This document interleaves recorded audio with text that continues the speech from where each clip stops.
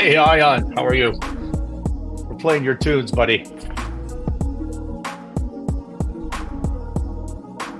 All right, here we go. We are live on Facebook, LinkedIn, YouTube, check, X, check, Instagram, check. We are on. We are on. Let's get rid of this banner for you. Oh, I got everything right. I've got it's Monday morning. I'm waking up. Camera mute is off. I think we're good to go. Ion says, good morning, Scott. Thanks. Thank you, sir. Welcome. Welcome to Mornings with Scott, the best damn business show for medium and small businesses on the planet. Happy Monday, August 19th, getting through this summer holiday. Let's have a great week. I'm excited to get productive and back to work. Well, the undisclosed recession continues. Wall Street Journal reports this morning, as I was getting prepped to get on air here, that General Motors is cutting 1,000 employees globally in its software and services division. So these are salaried employees, not line workers or hourly workers. This is a partial reversal of a hiring binge in recent years. I think most of these people are from their autonomous and electric vehicle areas, both of which have been great failures. Let's not blow this out of proportion. It's 1,000 jobs, and they have about 56,000 salary employees worldwide. So percentage-wise, it's not a huge cutback, but it is a significant cutback. And 600 of those people are in Detroit area, which is obviously a hit for that very cool city that I like very much.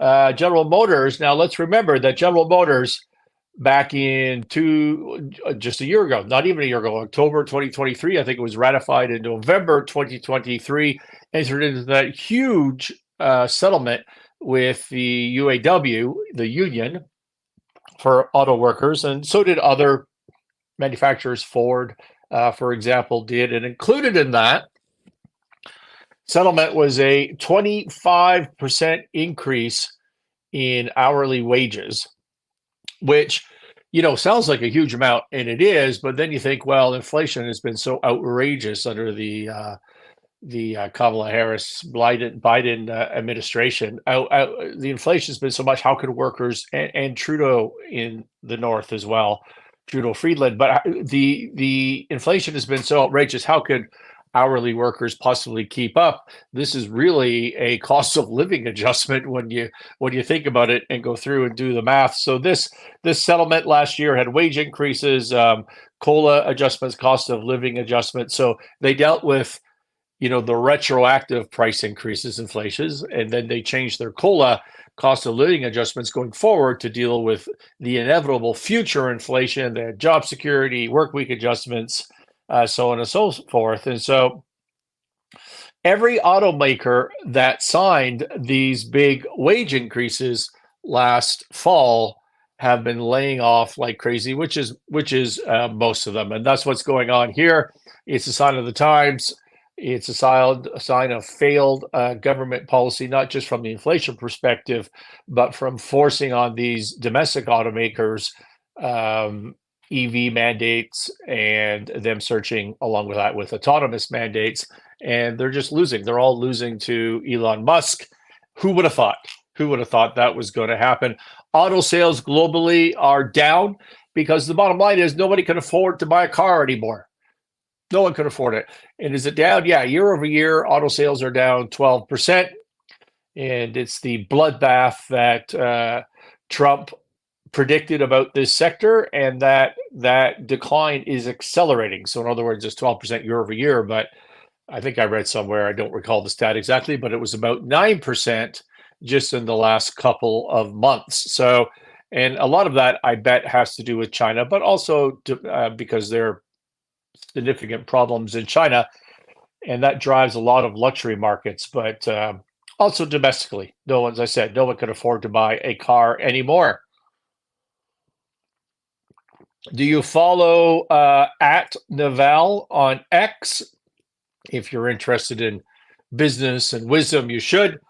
Widely recognized as one of the smarter guys around, Naval Ravikant, an entrepreneur, investor, well-known figure in the tech industry, He posted a series on X. Now, I think this is an old post, but he pins it to the top of his line so you can go see it. It's just at Naval, Naval. And it's a series of posts about how to get rich without getting lucky. That's the name of his series of posts. And I like them. So we're going to we'll talk a few of them today. We'll maybe talk a few of them tomorrow and so on until we run out of ideas. But his first post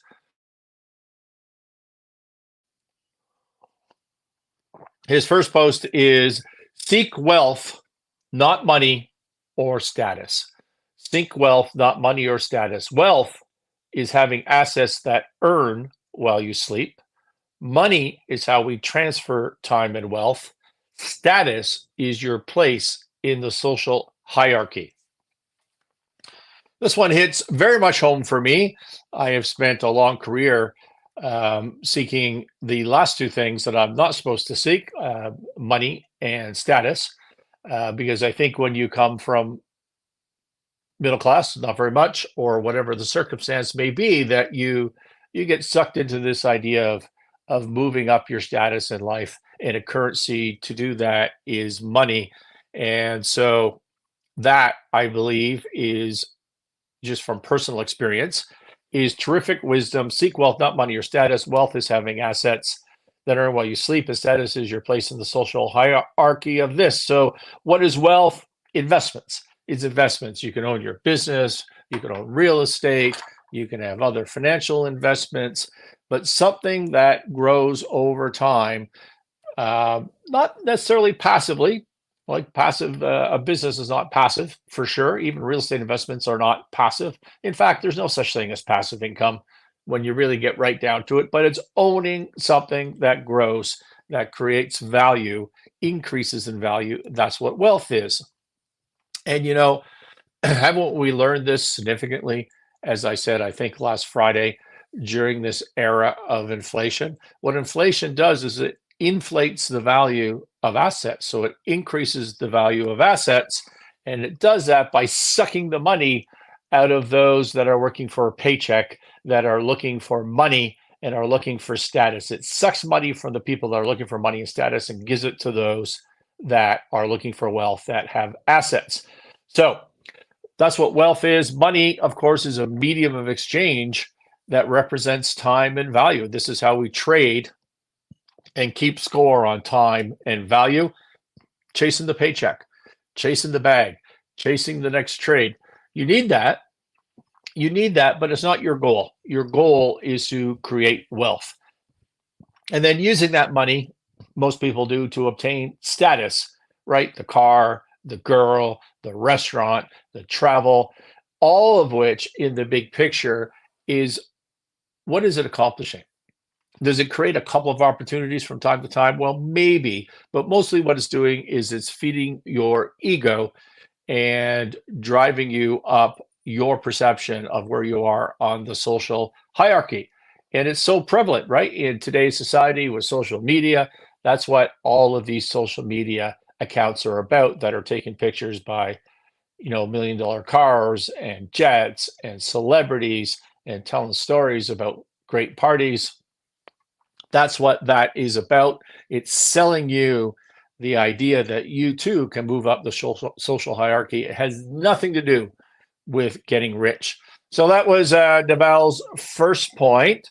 If we move on to the second point, understand that ethical wealth creation is possible. If you secretly despise wealth, it will elude you. Understand that ethical wealth creation is possible. If you secretly despise wealth, it will elude you. So many people, in my experience, deep down believe that wealth is dirty. It's evil. It's not something to be proud of. And in part, sure, it can be, but it also can be used for so much good. And it is used for so much good over the bad. You can create wealth ethically, is Naval's point. I would add, it's in fact your responsibility as a human being in our economic system. It is your responsibility to create wealth ethically. If you're not creating wealth in our system, you're not contributing to society to the best of your ability, and you're not moving humankind forward. It's your responsibility to create wealth. You should be proud of it. You should not be dirty. And as Naval says, it's not only possible, but if you secretly despise wealth, as so many people do, it will elude you. Number 3, the last one we'll cover today is ignore people playing status games. They gain status by attacking people playing wealth creation games. So ignore people playing status games. They gain status by attacking the people playing wealth creation games. So not only do you not want to associate with these people, but he's explaining to you very succinctly and 100% accurately that the way they gain status is to attack people with wealth. Isn't that interesting? How is this not social media today? How is this not our current environment where we see those playing the status game, doing the jets and the girls and the cars and all that sort of stuff, and trying to drag you into that and mocking, or what's the right word, ridiculing you if you're not part of that system, that you're just trying to keep your head down and create some wealth. Well, you will not become wealthy chasing those Instagram stories. It's not going to happen. I had just a quick side story. A couple of years ago, I guess, I was in, where was that? Fort Lauderdale. I went down for a negotiation, and so, excuse me. So I got there the night before, and I was on my own, so it was a long travel day and whatever. So I wanted to go out for dinner. So I look up on Open Table a decent steakhouse nearby, and I go to this decent steakhouse, which happens to be in a hotel, which happens to be where this internet real estate mogul guy, Grant Cardone, is having his conference. And the conference is ongoing right then. Maybe he had just let out. So I get to the bar, I find my one seat, but there's 1,000 people around me, all wearing 10X ball caps, which is his brand, the book that he wrote. And so anyways, I order my dinner. Some of these people start chatting to me. One of them I like quite a lot. He's become a listener of this show and a social connection, and a really good dude out of Texas, I believe. And I met this other guy who was more of the aggressor, more of the playing the status game at the time.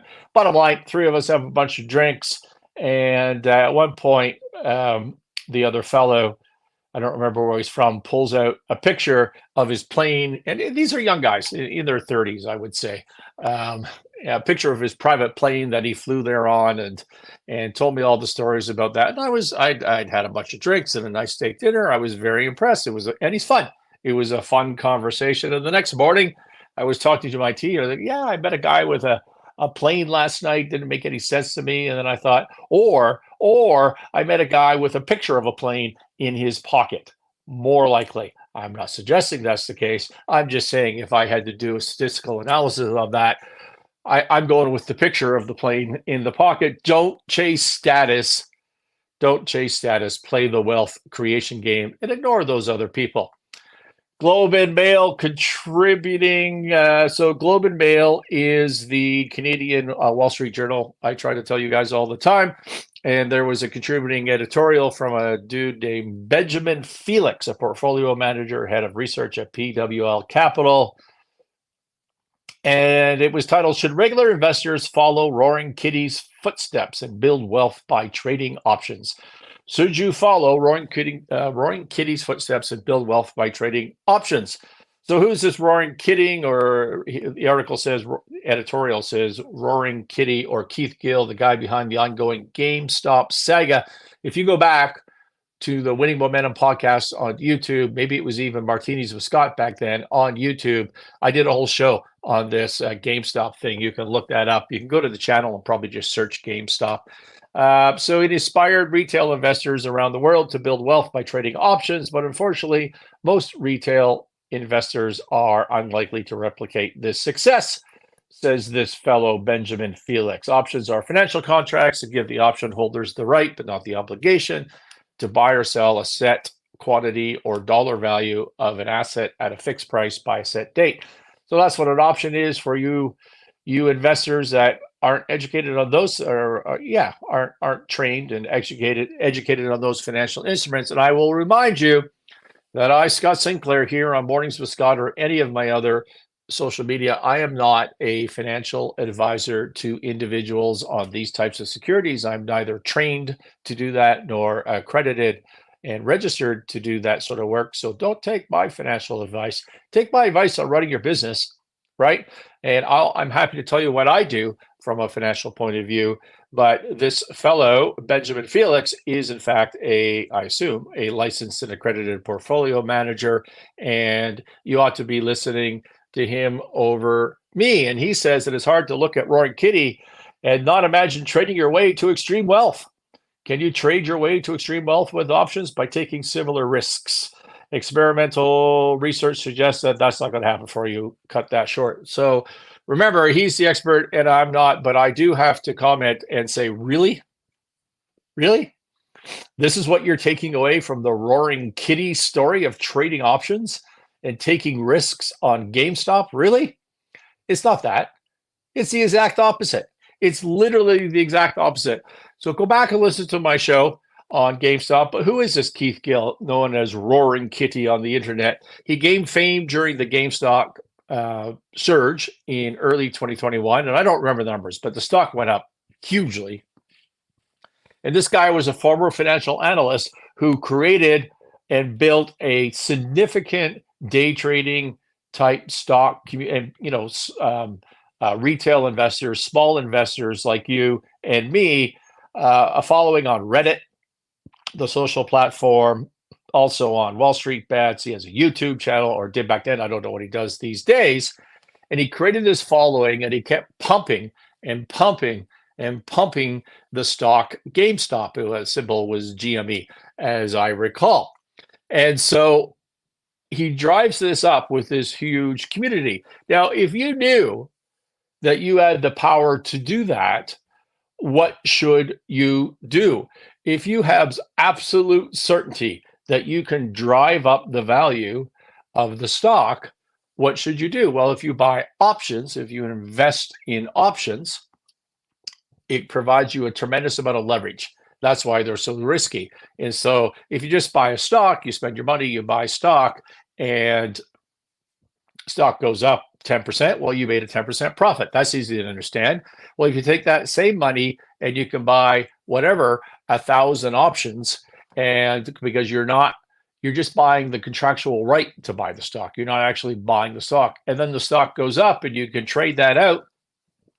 You've made a much greater return, multiples greater return than 10%. Oh, I have some comments here. Yeah, from Ian. I didn't have my comments on, so I had missed that. So you get a return that's multiples larger than if you just bought the stock. And so this guy, what is his name again? Roaring Kitty, made about $30 million on GameStop by trading options because he knew precisely that he could promote this stock, buy the options first, promote the stock, sell what everyone else is buying. You make a fortune. And I've not gone through his trading records. I haven't seen any of the stories about this. But if this is not an old-fashioned pump and dump, like in the days of the boiler rooms, where people are phoning you, there's been movies about that, phoning you and pitching you stock. If that's not what this is, I'll eat my hat. I'm just not understanding how. I don't think that this editorial written by Benjamin Felix is wrong. I just think that was a weird example to pick, because if you're 100% certain that stock's going to go up, options are a pretty good trade. It's a way to leverage your return. If you're just investing, he's right. There's a bunch of risk associated with that. All right. Kamala Harris, candidate for president in the US over the weekend or late last week, released two policies finally. Two financial policies. One is price controls on food. Food's getting too high. Apparently, under her administration, things are going wrong with pricing. I mean, who would have thought Did you notice that when you go to the grocery store, you're paying, like double what you used to pay? It's out of control at the grocery store. And so price controls on food, in other words, attacking what she called price gauging. I don't know what price gauging is. She means price gouging. Maybe price gauging is a more formal economic word that I'm not familiar with. Anyways, she wants to attack the retailers and the food industry in general. By the way, the retailers who have like what, a 2% margin, like there's no margin on food. It's about volume and the fact that you have to eat all the time. So you keep going back and buying more. But she wants to attack this. She wants to attack this, notwithstanding never in the history of human beings and economics have price controls done anything ever other than create increased prices, shortages. Remember the bread lines, the Russian bread lines we all learned about when we were kids, and black markets. That's what's going to happen when she gets elected. And that's what's going to happen. And it's going to be a shit show. So you need to be prepared for that. If you think inflation is over, when Kamala gets in, you better think again. It's going to get worse. It's going to get way, way worse. Their second policy she announced was a $25,000 assistance to home buyers for the down payment on their house. And the plan was way short on details, so I don't know who could comment yet on what that means exactly. Maybe we'll learn more this week. But some people, economists, have valued that as up to like a $500 billion program, which will accomplish what? If you have free money from the government, $25,000 to go and buy a home to help you with the deposit, what do you think that's going to do to the price of real estate? Exactly. It's going to drive up prices because it increases demand. And there's no proposal to do anything about the supply side of this problem, reducing regulations. And so that's her policies. And it's just going to get way worse after she is elected. Remember, the only cure for high prices is high prices. That is our system. When prices go up in a capitalist system, business people, entrepreneurs like you, like me, are enticed and they think to themselves, maybe I could go make some money in that sector where the prices are really high and the competition is really low. And then competition comes in, prices come down, as long as the government isn't screwing up the market with over regulation, which is exactly what's going on in the housing sector. All right, so those are her first two policies. Those were not a success. I don't think it matters. I think she wins anyways. And I think those are the end of my prepared remarks. Let's have a great week, everybody. Thank you for watching Mornings with Scott. We will see you every Monday, Tuesday, Wednesday, Thursday, Friday, 8:30 a.m. Mountain, 2:30 a.m. Sorry, 10:30, not 2:30. 10:30 a.m. Eastern Time. Let's get to work.